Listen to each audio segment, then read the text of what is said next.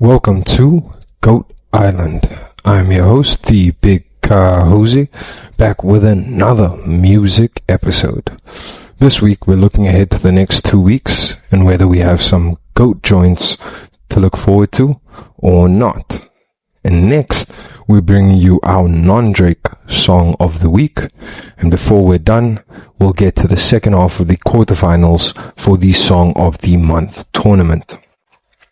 Ken Carson just dropped, but let's be honest, who cares? The influence of Lil Uzi and Carti is played out. It's whack. All the untalented, barely audible shit is Dunsky. Killer Bees are back, and their new album, Black Samson, the Bastard Swordsman with Mathematics, will be out tomorrow. Now, we can't act like the clan has come out collectively with anything worthwhile listening to in over 2 decades, but getting new tunes from Method Man and the Chef is something to look forward to. And whether they should have stopped making music before October's very own started with it, no one can take away from the greatness of the group. Goated Wu-Tang Clan ain't nothing to with. Davido is dropping his album 5 that absolutely nobody needs, but we might find a gem or two on this project, and at the very least a new sound for Tik Tok.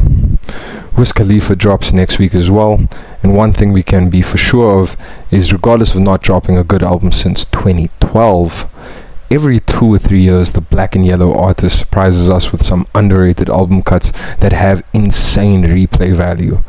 Crazy to think this guy went from rapping about colors to being the main soundtrack to the Fast and Furious series for the past decade. Might as well put him in the next movie as an alien or something, since all that's left for the family to do is travel through space. Oh wait, they already did that. Cinema. Speaking of movies, the ex-heartthrob turned silver fox Jeff Goldblum is releasing an album. The leading man is not just a talented actor, but apparently is also musically gifted. Now this album comes out in 2 weeks, and it's not even the first album he's released. And to be honest, it's definitely not the kind of music I would normally listen to. But I mean, since he is a GOAT actor, I'll probably give it a quick listen just for his role in Jurassic alone. And I mean, REG's on the album, so can't be that bad, you know? Then, from the West Coast, we have Roddy Ricch dropping the Navy album. I mean, that's not obvious at all. Real subtle, my guy. Why don't you just put a massive C on the cover and call it the Crip album? Anyway, Roddy Ricch has lost a lot of his hype, and in the past 5 years he's come with less and less heat, but I do think that this will be a half decent project, and that we'll get a club banger or two from this, and probably another melody we'll struggle to forget. West Side is the best side, but diehards riding for that side, have fun waiting another couple of years for Kendrick's project.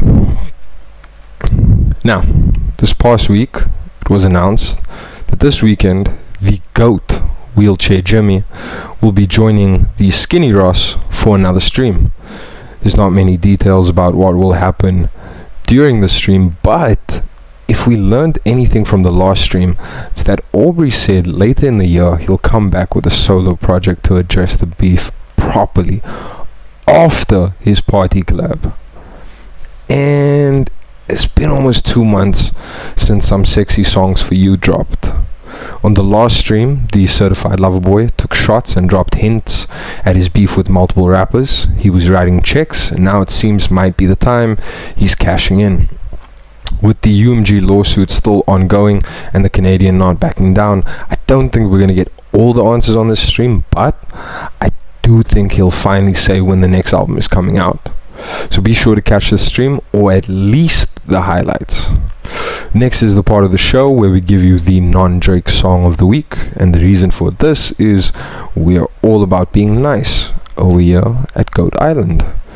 And if this was just called Song of the Week, then it would have the Prada Don Dada every week.